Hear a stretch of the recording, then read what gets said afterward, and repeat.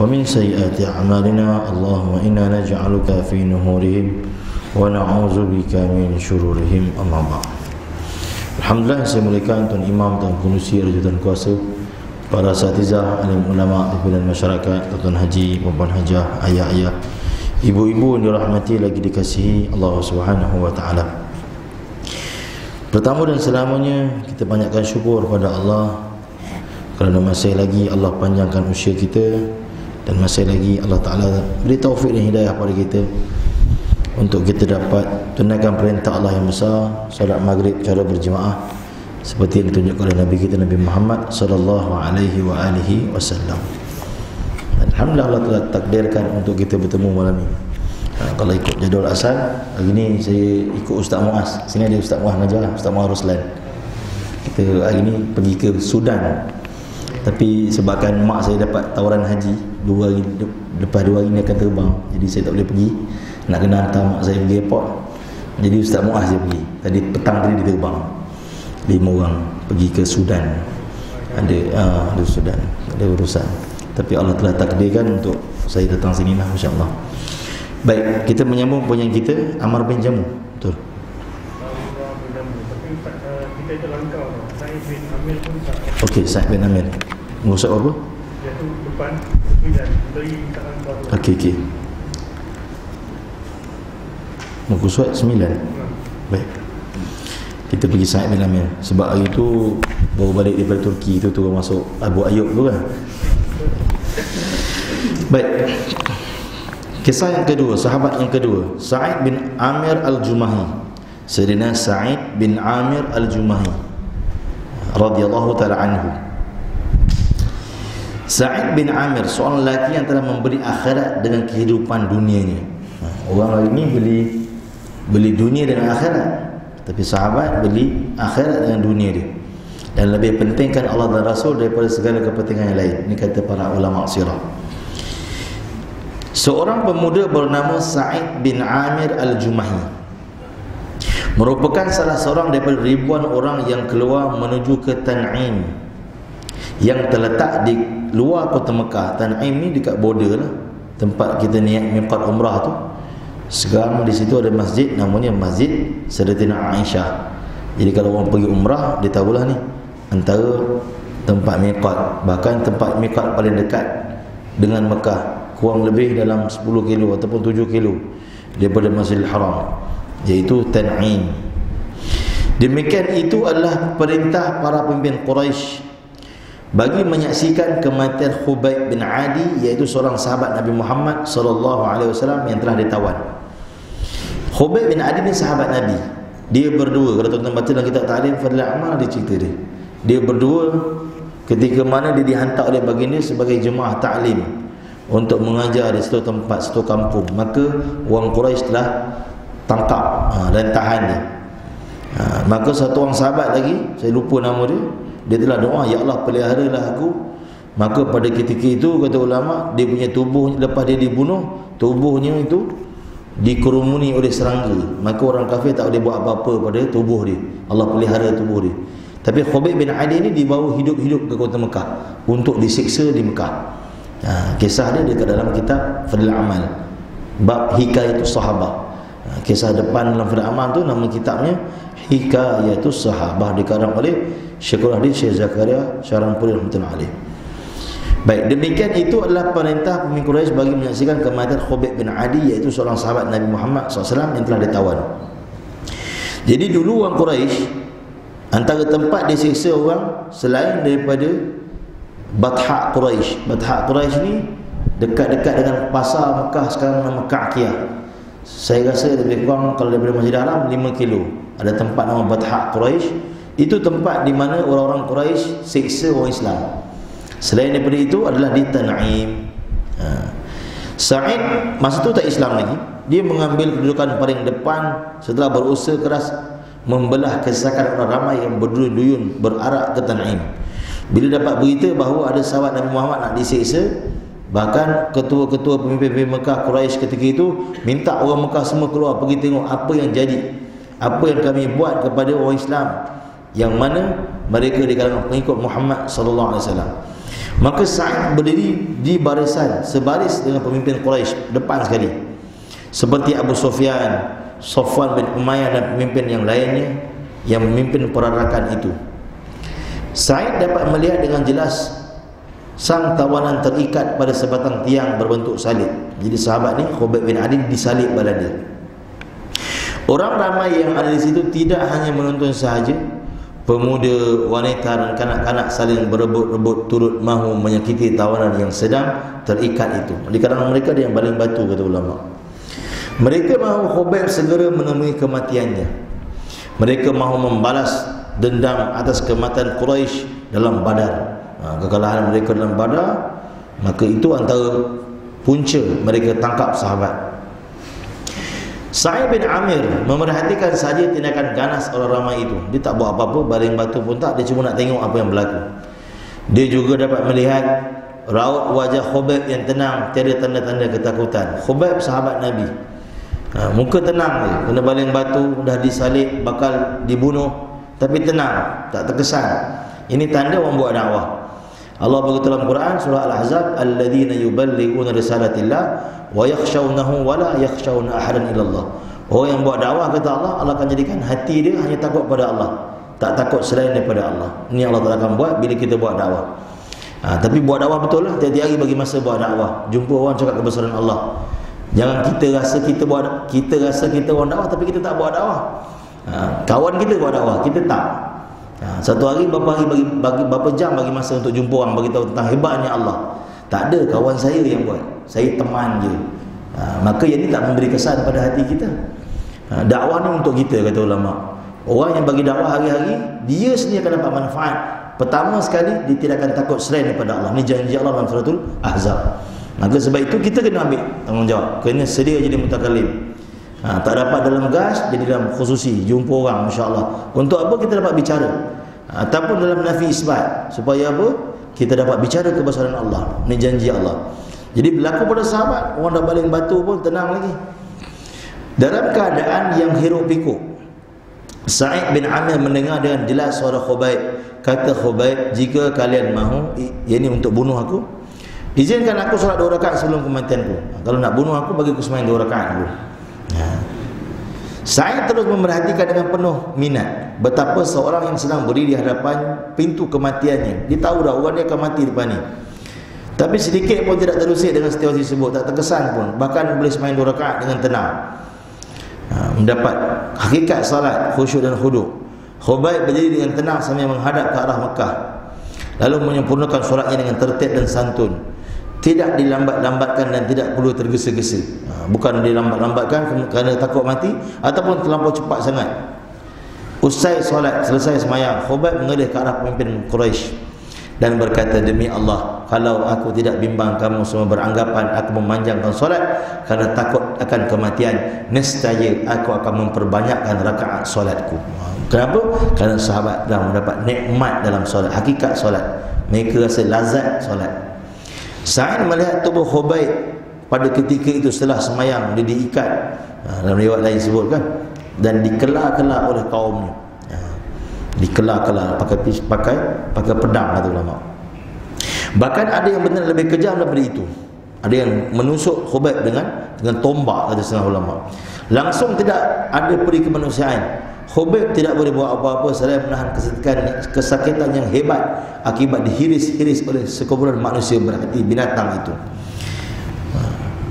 Ada yang bertanya, dalam satu riwayat kata yang tanya itu ialah Abu Sufyan, mahukah engkau di saat ditoreh-toreh badan tu, darah keluar begitu banyak, kita terpotong, terhiris jari sikit, potong bawang pun kita dah pakai endiplas dah, tak pergi surau.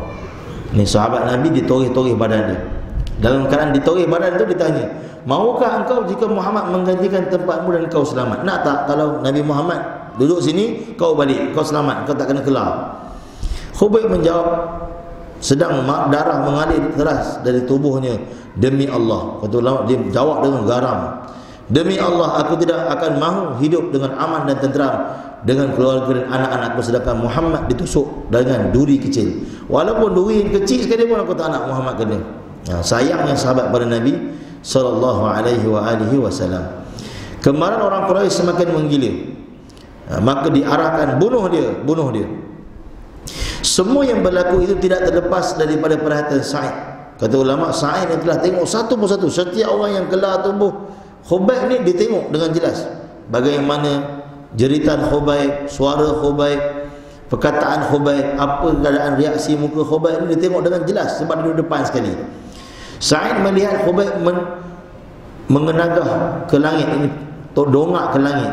Sa'id mendengar Khubayb berseru, ini berdoa, ya Allah, balaslah perbuatan mereka dan binasalah mereka semua, dan jangan engkau biarkan seorang pun yang terlepas. Kata ulama, yang Khubayb doa ni ialah orang yang berbuat zalim pada dia. Sejurus kemudian tubuh Khubayb pun terkulai, nafasnya sudah terhenti. Tidak ada seorang pun dapat menghitung jumlah kesan tetakan pedang dan tusukan panah di seluruh tubuhnya. Begitu banyak lubang-lubang panah yang telah ada di tubuh Khubayb. Bahkan setengah riwayat sebut dia ditusuk dengan tombak berkali-kali. Kaum Quraisy kembali semula ke Mekah dengan rasa puas hati. Mereka sudah melepaskan dendam dan kemarahan yang ditanggung selama ini. Tragedi kematian Khubayb di tiang salib dilupakan begitu saja. Tidak ada siapa pun yang mengenangnya. Namun tidak bagi Sa'id bin Amir Al-Jumahi. Sa'id ni di depan sekali, dia tak baling batu, dia tak buat apa, dia tengok je. Dia tidak dapat melupakan kejadian tragis yang menimpa sahabat Rasulullah SAW yang bernama Khubayb bin Adi. Hingga terbawa-bawa dalam tidurnya, terbayang-bayang di ruang mata, susuk tubuh yang tidak bermayang diseksa dengan kejam. Malah bagi ternampak-nampak Khubayb sedang solat dengan tenang. Bukan saja waktu Khubayb dikelar-kelar, bahkan waktu Khubayb semayang pun masih terbayang lagi di kelopak mata dia. Maksudnya di dalam keadaan macam trauma, terbayang-bayang apa yang berlaku kepada Khubayb bin Adi tadi. Ketika orang ramai mengelilinginya bertempik-tempik kemarahan, Sa'id juga mendengar-dengar. Kata ulama, maksudnya terngiang-ngiang dekat telinga Sa'id bin Amir ni doa terakhir Khubayb sebelum menghembuskan nafas dan dijemput kematian. Bagi Sa'id, doa itu bukan doa yang biasa. Doa itu adalah doa kecelakaan bagi Quraisy. Tanpa sedar bangkit kebimbangan dalam hatinya kalau dia disambar petir atau ketulan batu jatuh dari langit lalu menghempaknya. Ulama mengatakan bahawa doa yang dibaca ataupun disebut oleh Khubayb ni menjadi satu perkara yang menakutkan Sa'id, sehingga kata ulama, nanti kita akan masuk lepas ni, walaupun dia telah menjadi gubernur, ada waktu-waktu dia akan menjerit. Anak dia kata, kenapa kau menjerit? Dia kata, apa yang berlaku kepada Khubayb bin Adi, tiba-tiba aku teringat.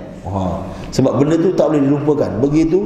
Begitu mengerikan. Bahkan doa Khubayb itu begitu menakutkan dia. Apa yang dilalui oleh Khubayb bin Adi radhiyallahu anhu semakin lama semakin meninggalkan kesan yang mendalam kepada Sa'id.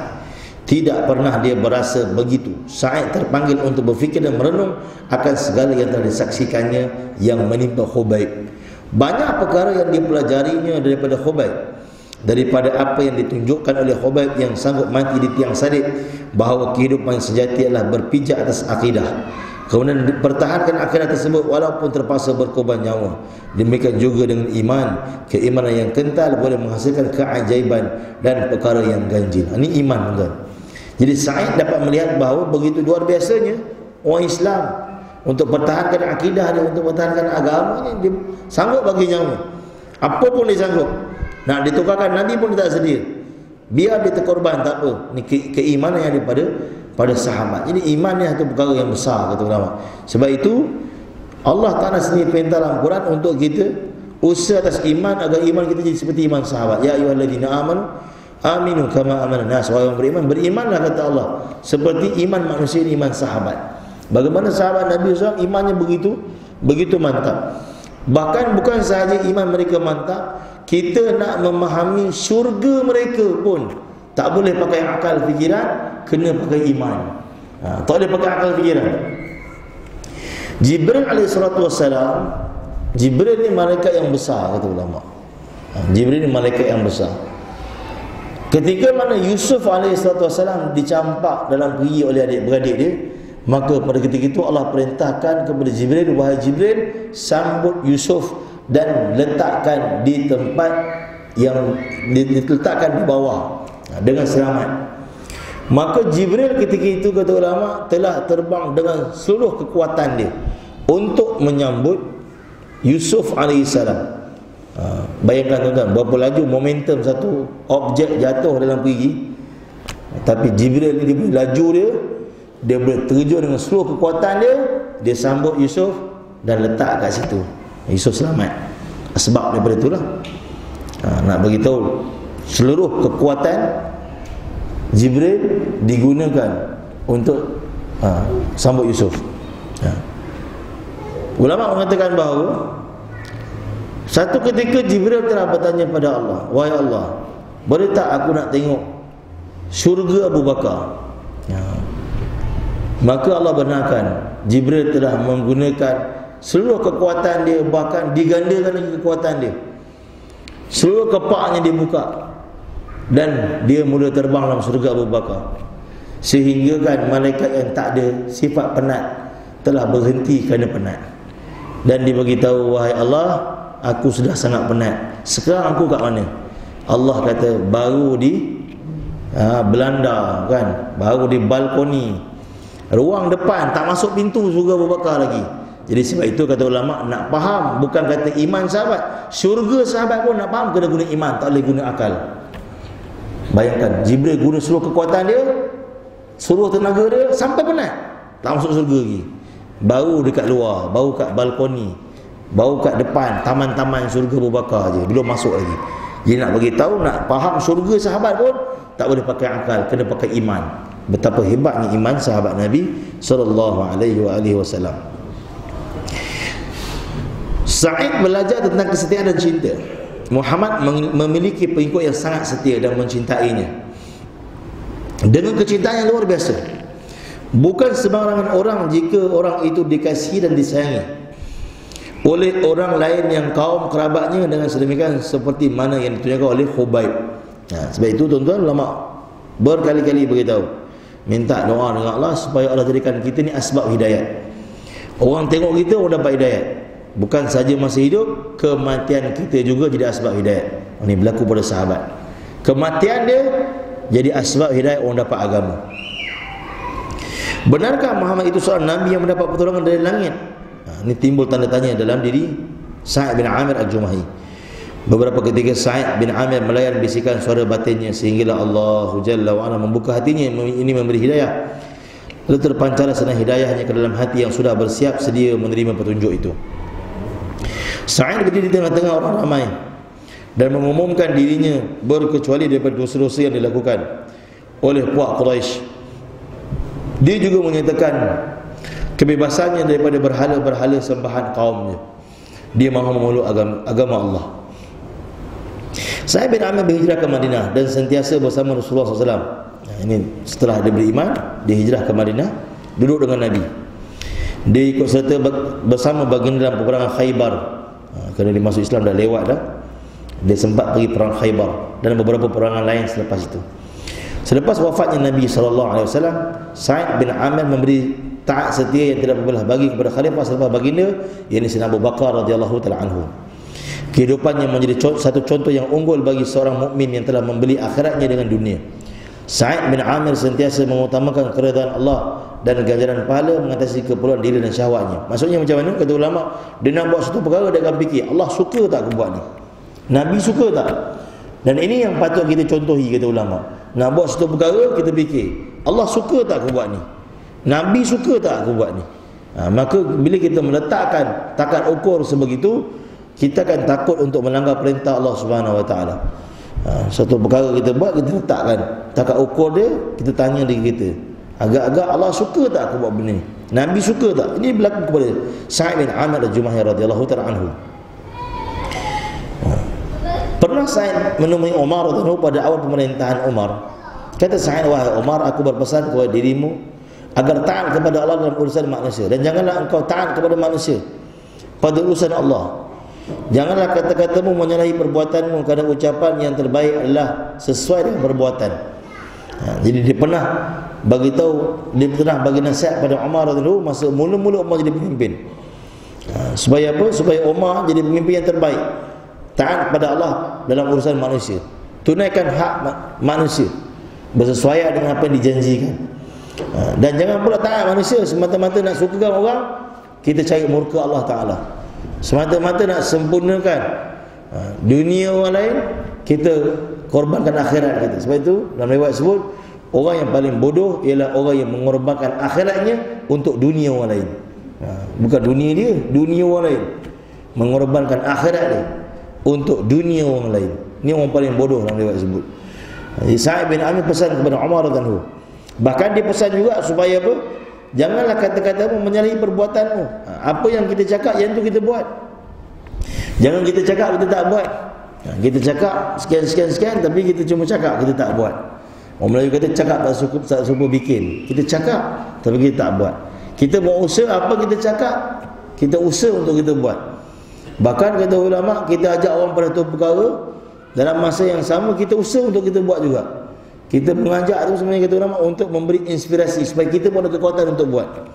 Satu orang muazzin dilawangkan azan, dia ajak orang semayang. Dia ada kekuatan untuk semayang. Mungkin tak pernah lagi kita dengar kat Putrajaya muazzin azan dia balik. Kenapa balik? Saya azan dia. Saya tak semayang, saya tukang azan dia. Saya dibayar untuk azan dia. Biasanya dia ajak, dia akan ada kekuatan untuk semayang. Sebab apa dia ajak? Sebab itu kita ajak orang pada kebaikan supaya apa? Kita ada kekuatan untuk buat perkara tu. Kita ajak orang qiyamul lail, bangun tahajud, supaya apa? Kita ada kekuatan untuk tahajud. Kita ajak orang sedekah, infakkan harta di jalan Allah SWT, supaya apa? Kita ada kekuatan untuk buat perkara tersebut. Jadi bila kita cakap, kita ada kekuatan untuk buat. Wahai Umar, kata Sa'id, sentiasalah kamu mengambil berat terhadap setiap urusan orang yang Allah menjadikanmu sebagai pemimpin daripada kaum muslimin. Cintailah kebaikan untuk mereka sebagaimana engkau mencintai kebaikan untuk dirimu dan keluargamu, dan bencilah suatu keburukan untuk mereka sebagaimana engkau membenci keburukan untuk dirimu dan keluargamu. Bukalah setiap pintu kebaikan dan janganlah engkau hiraukan ejekan orang lain. Baik. Umar membalas, siapakah yang sanggup melakukan semua itu wahai Sa'id? Sa'id menjawab, lelaki seperti kamu akan sanggup melakukannya kerana kamu tergolong daripada kalangan mereka yang Allah jadikan pemimpin atas semua urusan umat Muhammad sallallahu alaihi wasallam, yang tiada penghalang antaranya dengan Allah. Ulama kata, lepas Umar jadi pemimpin, tidak ada orang berani nasihat Umar. Masa mula-mula Umar jadi pemimpin, tak ada siapa berani bagi nasihat pada Umar. Umar tanya, siapa berani nasihat aku? Siapa yang nak nasihat aku, nasihatlah.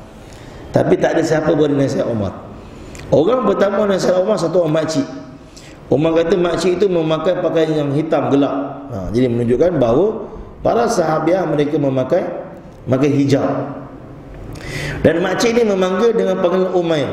Ya Umair, wahai Umar kecil, budak-budak. Terkejut Umar.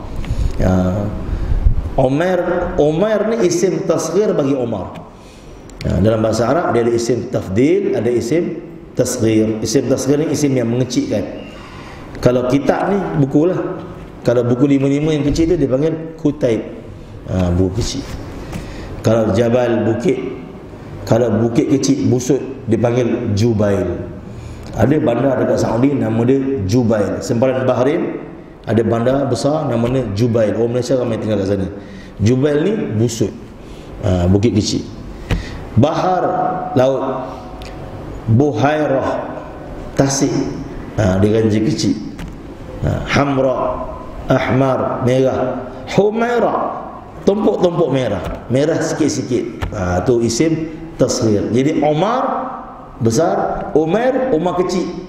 Umar masa kecil.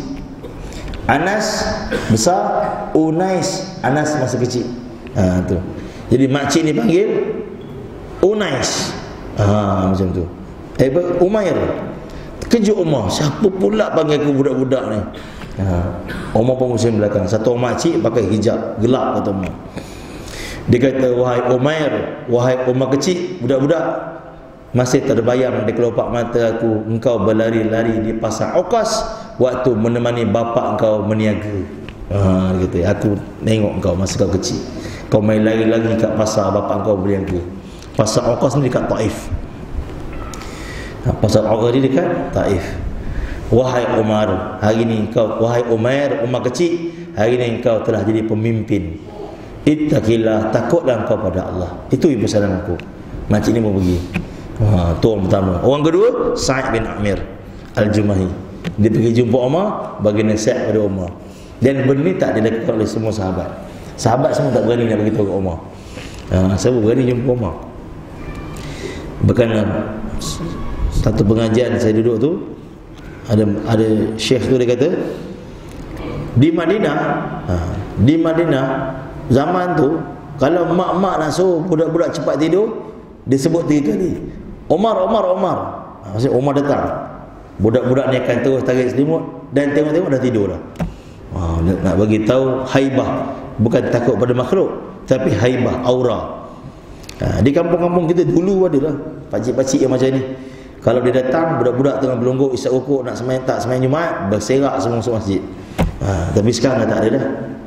Orang pun dah tak hormat orang tua. Dulu memang ada. Dia ronda je kampung, dia perah motor dia, prem semua lagi. Budak-budak yang main kat senja-senja kat padang bola semua lagi balik rumah. Masya-Allah. Ini haibah, Allah bagi kekuatan aura pada setengah orang. Baik. Maka dia nasihat pada Umar untuk jadi pemimpin yang hebat. Umar tanya, siapa yang mampu jadi macam ni, wahai Sa'id? Kata Sa'id, engkau lah. Engkau Allah Ta'ala pilih jadi pemimpin, dan kau memang orang yang layak. Umar pun kata, wahai Sa'id, aku melantik kamu menjadi pemimpin di Hims. Hims ni satu kota, juga sekarang dipanggil Homs, di Syria. Orang Homs ni ataupun orang Hims ni, kebanyakan mereka lah, bukan semua, kebanyakan mereka mata biru ataupun hijau, ada juga mata hitam, kulit dia putih, dan anak-anak dia yang kecil-kecil semua rambut dia brown. Ni orang Hims, yang antara kota yang terawal kena bom dulu masa zaman perang Syria. Sekarang dah aman. Sekarang pelajar Malaysia dah boleh hantar belajar sana. Tuan-tuan kalau ada anak nak sambung belajar, boleh sambung di Syria, tempat yang Nabi doa keberkatan. Dua tempat Nabi doa berkat selain Mekah, Madinah, Syam dan juga Yaman. Ini sekarang pelajar-pelajar, anak-anak kawan-kawan saya dah mula sambung belajar sana di Syria. Baik, kami lantik kamu, wahai Sa'id, jadi pemimpin untuk penduduk Hims.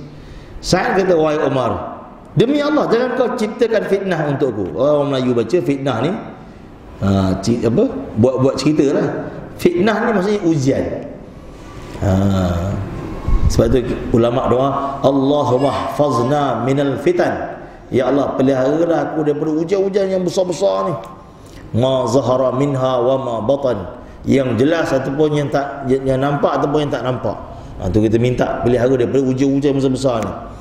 Dunia ni memang tempat ujian, darul imtihan, memang tempat ujian, tak terlepas daripada ujian, semua dalam ujian. Cuma minta Allah Ta'ala pelihara daripada ujian yang besar-besar, yang tak mampu kita tanggung. Kita minta Allah Ta'ala pelihara kita. Jadi Sa'id kata, jangan kau ciptakan ujian untuk aku. Aku kalau jadi pemimpin nanti aku susah. Bila Sa'id tolak, maka Umar pun angin. Umar marah. Demi Allah, kamu semua letakkan urusan ini di bawahku. Kau bagi aku tanggungjawab jadi pemimpin, lepas tu kau bagi nasihat kepada aku, lepas tu kau tak nak tolong aku. Kau bagi nasihat kat aku, kau lantik aku, kamu semua lantik aku jadi pemimpin, kau dah bagi nasihat kat aku, lepas tu kau tak nak tolong aku, tak nak jadi amla aku, tak nak jadi orang yang boleh bantu aku dalam kerja agama.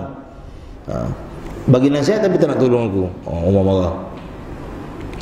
Demi Allah, orang macam kau ni aku takkan lepaskan. Kau tetap kena jadi amla aku, kau tetap kena tolong aku.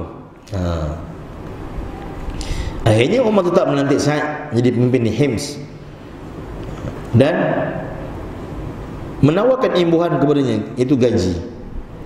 Apakah harus aku memberi harta kepadamu?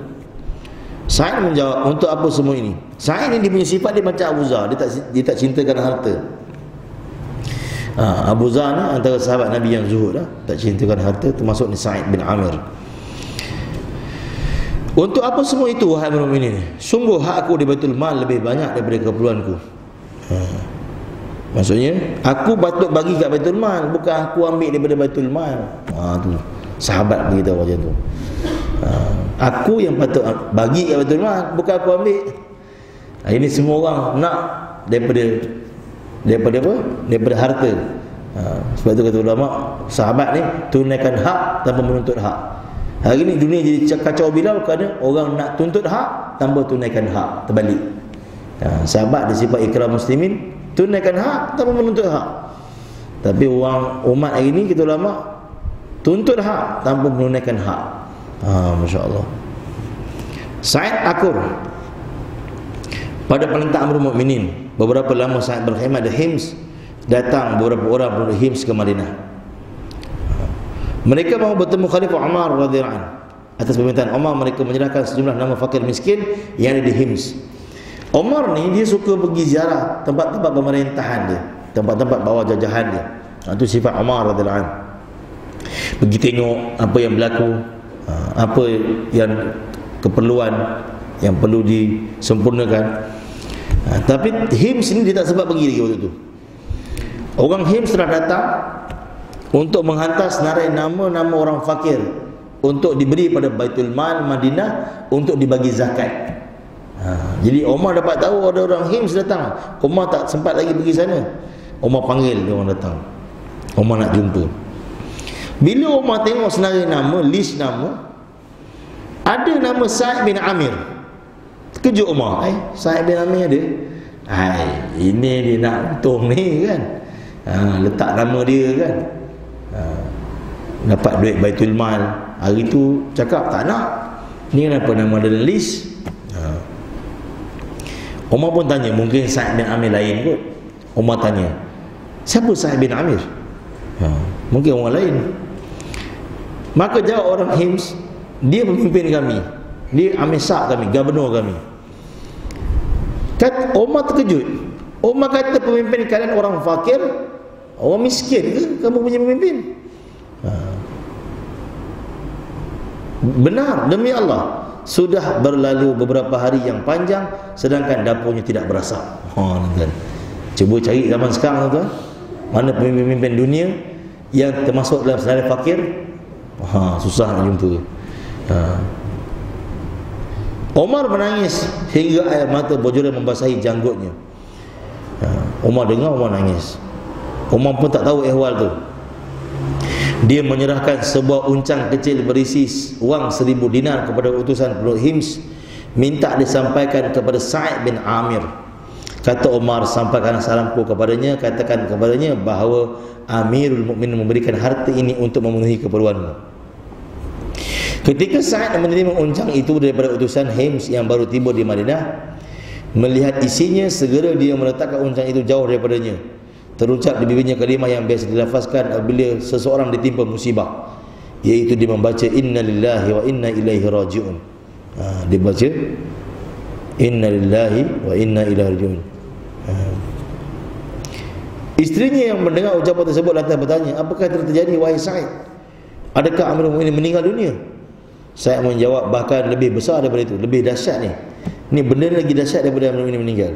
Isterinya bertanya lagi, apakah kaum muslimin sedang diserang musuh? Saya menjawab, bahkan lebih besar daripada itu. Isterinya bertanya lagi, apakah yang lebih besar daripada itu? Saya menjawab, dunia telah masuk kepadaku untuk memusnahkan akhiratku. Baik. Jadi nama dia masuk dalam senarai fakir miskin, bukan dimasukkan. Dan dia pun tak tahu, kata ulama, namanya dimasukkan. Siapa masukkan? Pegawai Baitul Mal kat tempat dia. Amil zakat dekat Hims tu telah masukkan kerana kesian dekat dia. Dia pun tak tahu nama dia dalam list. Kalau dia tahu, dia akan marah. Sebab itu bila uncang dibagi kepada dia, dia telah campak jauh-jauh. Dia kata ini satu benda yang musibah, benda yang besar berlaku pada aku. Dunia telah datang dalam kehidupan aku. Isterinya pun berkata, jauhilah daripadanya. Isterinya tidak mengetahui pun perihal wang tersebut. Isteri tak tahu yang dalam uncang tu ada duit. Saya bertanya kepada isterinya, apakah engkau akan menolongku? Isteri menjawab, ya. Saya mengambil wang 1000 dinar pemerintah Khalifah Umar dan memasukkannya ke dalam beberapa uncang kecil. Dia membahagi-bagikan kesemua wang itu kepada fakir miskin. Ganti uncang kecil. Suatu ketika Amirul Mukminin Umar berkunjung ke Syam. Lepas tu waktu yang lain Umar telah pergi Syam. 1000 dinar tadi bukan 1000 ringgit tuan eh. 1 dinar tu 1000 ringgit. 1000 dinar 100,000. 100,000 lebih kurang. Goyang juga tuan. Goyang juga tu kalau ni Amir ni bagi ni. Hadiah ni boleh kot. Panjang fikir kan. 100,000 tu macam-macam boleh buat. Tapi sahabat Nabi dia tak terkesan. Suatu ketika Amirul Mukminin Omar, kisah-kisah macam ni tuan-tuan bukan untuk kita rasa benci pada dunia, tapi untuk tarbiyah hati kita supaya jangan cinta sangat kat dunia. Ini tarbiyah hati. Mungkin kita tak mampu jadi macam sahabat seperti Sa'id bin Amir ni, tapi kisah-kisah ni untuk cuci hati kita supaya kita jangan terlampau sangat cinta dunia. Ni tarbiyah hati, dipanggil tazkiyatun nafs. Suatu ketika Amirul Mukminin Omar berkunjung ke Syam untuk melihat suasana di sana. Setibanya di Hims, penduduk tempatan menyambutnya dengan gembira. Omar beramah mesra dengan mereka. Hims tu juga dikenali dengan Kuwaifah sebagai gambaran kesamaan sikap penduduk yang sama seperti di Kufah, kerana banyak mengadu hal pemimpin, gubernur pemimpin mereka. Jadi Hims ni juga ada setengah ulama panggil dia Kuwaifah. Kuwaifah ni apa? Isim tasghir bagi Kufah. Tadi saya sebut dah. Jabal, Jubail, Kitab, Kutaib, Kufah, Kuwaifah. Sebab Kufah ni ada setengah golongan yang suka cari salah pemimpin. Dan itu berlaku di Hims. Hims ni ada satu golongan ni dia suruh tengok mana gua. Kat Malaysia banyak. Siapa jadi pemimpin ada je. Ni Kuwaifah juga ni Malaysia ni. Siapa nak jadi pemimpin ada je tak kena. Cuba dia ke jadi. Tengok apa dia buat. Jadi tuan-tuan rahmati lagi dikasihi Allah, benda tu berlaku zaman dulu lagi, zaman sahabat. Apa berlaku? Omar telah datang dalam keadaan tak beritahu Sa'id bin Amir. Ni cara Omar. Omar suka pergi diam-diam. Supaya orang tak tahu dia datang. Jadi dia pergi, dia jumpa orang. Di Kufah pun macam tu. Di Kufah lagi dahsyat lah. Omar pergi dan kan orang tak kenal Omar. Di Hims ni, di Kufah ni Omar pergi dan kan orang tak tahu tu Omar. Jadi lagi banyak lah orang cerita. Dah cerita apa semua. Besok Omar jumpa pemimpin, gubernur, bawa Omar kumpul. Orang tengok lah Omar punya semalam. Habis dah, dah kutuk habis dah. Dia cerita habis dah. Sebab tu orang kata cakap siang pandang-pandang, tengok dulu. Betul tak tu kita cakap tu? Masya Allah. Baik. Omar merintahkan penduduk Hims berhimpun dan memanggil Sa'id hadir dalam pertemuan itu. Baik. Jadi kata ulama, Omar pergi dulu, duduk dengan penduduk Hims, ambil laporan. Tanya, apa keadaan pemimpin kamu? Dia pun cerita sekian. Pemimpin kami ni semua macam ni, cerita lah. Jadi Umar dah dengar semua laporan ni. Besok Umar kumpul semua, Umar panggil pemimpin dia, Sa'id bin Amir. Kata Umar, aku berdoa kepada Allah agar aku tidak curiga kepadanya kerana aku sangat mempercayainya. Aku doa, ya Allah, kau peliharalah dia ni supaya aku tak curiga dia. Masuk dah isyak lah? Belum lagi? Belum lagi? Baik. Jadi Umar doa. Setelah semua hadir, Umar minta untuk meluahkan rasa tidak puas hati mereka tentang Sa'id. Semalam Umar dah dengar lah. Ni Umar tanya lagi sekali supaya semua dengar dan Sa'id boleh bagi jawapan kepada semua agar semua puas hati. Ini cara Umar. Umar tak nak kawan ni puas hati, kawan ni tak puas hati. Umar nak semua dengar, semua puas hati. Seorang penduduk mewakili orang ramai menjawab, dia tidak pernah menemui kami kecuali setelah siang tadi. Dia ni ada beberapa kelemahan. Dia dah cerita dah semalam kat Umar, hari ni dia cerita lagi. Dia kata apa? Supaya semua orang tahu, Sa'id bin Amir ni dia pemimpin kami, tapi tengah hari baru dia keluar rumah, pagi dia tak ada. Dia komplain di Pak Amir Mukminin. Umar pun tengok Sa'id. Umar kata, apa alasan kamu mengenainya? Okey Sa'id, sekarang kamu jawab. Kenapa kamu keluar tengah hari? Kenapa pagi kamu tak keluar? Boleh azan. Kita berhenti azan insya-Allah. Jadi Umar suruh Sa'id jawab. Sa'id seperti ragu-ragu mau menjawab. Sebab Sa'id pun terkejut. Orang tu beritahu macam tu. Namun dia bersuara juga, demi Allah, sebenarnya aku tidak ingin memberitahunya. Oleh kerana telah menjadi keperluan untuk diberitahu, aku beritahu sekarang. Keluargaku tidak mempunyai pembantu. Gubernur tak ada pembantu kat rumah, bibi tak ada. Setiap pagi aku bangun membuat adunan roti untuk mereka. Tukang masak tak ada kat rumah. Menunggu sehingga masak dan menghidangkannya kepada mereka. Kemudian aku berwuduk dan baru aku keluar menemui orang ramai. Jadi aku kena masak kat rumah. Umar bertanya, apa lagi aduan kalian mengenainya? Seorang lain pula bangun, jawab, dia tidak pernah mahu ditemui pada waktu malam. Dia ni jumpa siang je, malam tak nak jumpa. Umar menghalalkan pertanyaan kepada Sa'id, apakah pula jawapanmu Sa'id? Saya menjawab, demi Allah sebenarnya aku tidak suka menghebahkannya. Aku telah memperuntukkan waktu siangku untuk mereka dan waktu malamku untuk Allah. Berbalik semula pertanyaan Umar kepada Ibn Hims, apa lagi aduan kamu semua terhadap pemimpin kamu ini? Dijawab, dalam sebulan ada satu hari dia tidak menemui kami. Bayangkan tuan, punya detail dia tanya pemimpin ni, nyanyi kita kata dia YB kat sini. Umar kembali mengembuka pendakwaan terhadap Sa'id. Apakah ini ya Sa'id? Ada satu hari yang kau tak ada, tak jumpa orang, tak jumpa rakyat. Ni kerja on call kan pemimpin kat sini, 24 jam, 24/7, 7 hari seminggu. Aku tidak mempunyai pembantu, wahai mukminin. Aku juga tidak mempunyai serai pakaian pun kecuali yang aku pakai ini. Aku mencucinya setiap sebulan sekali dan menunggunya sehingga kering. Setelah itu aku keluar menemui mereka pada petang hari. Baju ni selai tuan. Basuh bila? Sebulan sekali. YB tuan. Kita tak YB pun kat rumah 2 almari. Itu pun baju tak pakai, lama simpan. Kena hisap akhirat. Umar masih ingin tahu tanggapan Ibn Hims terhadap pemimpin mereka. Umar kata, okey, bagi tahu lagi apa aduan. Seorang yang lain pula bagi tahu, dia kerap kali menggigil bagaikan hampir pitam. Dia akan menikam majlis yang dihadirinya. Kadang-kadang tengah-tengah majlis kami, tiba-tiba dia menggigil macam orang kena pitam.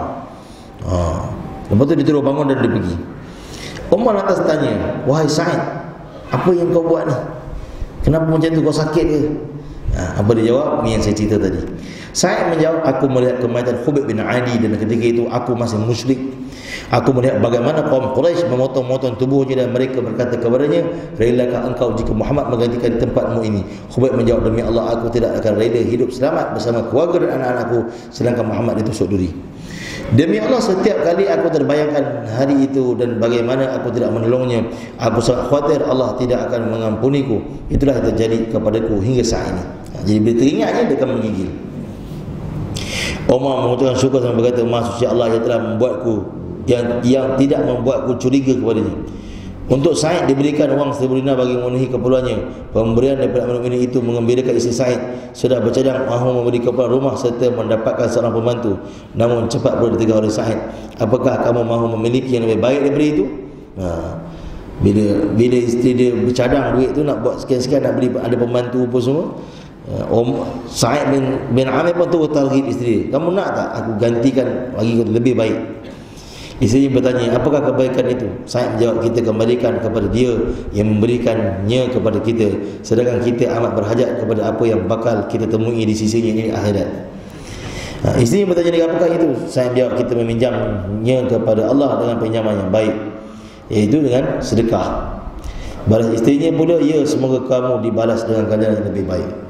Sebelum beredar, Sa'id memasukkan semua wang 1,000 dinar itu ke dalam batu uncang kecil. Wang itu dibagikan kepada anak yatim fakir miskin yang dirasakan berhak mendapatkan bantuan kewangan tersebut.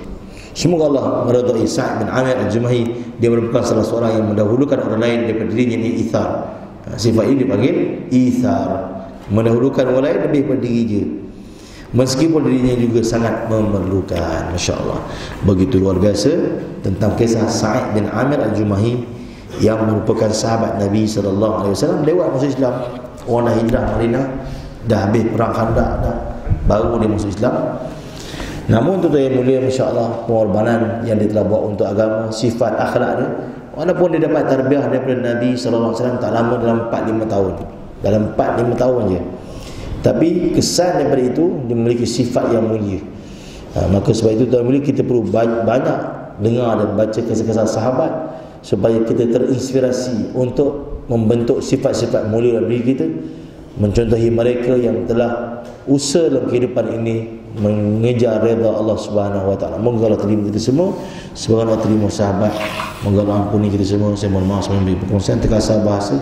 Silap pada terlanjur bicara, minta ampun dan minta ampun pada Allah. InsyaAllah kita akan bertemu pada pertemuan yang akan datang. Wallahu a'lam. Assalamualaikum warahmatullahi wabarakatuh. Tangguh dengan kafaratul majlis dan suratul asr.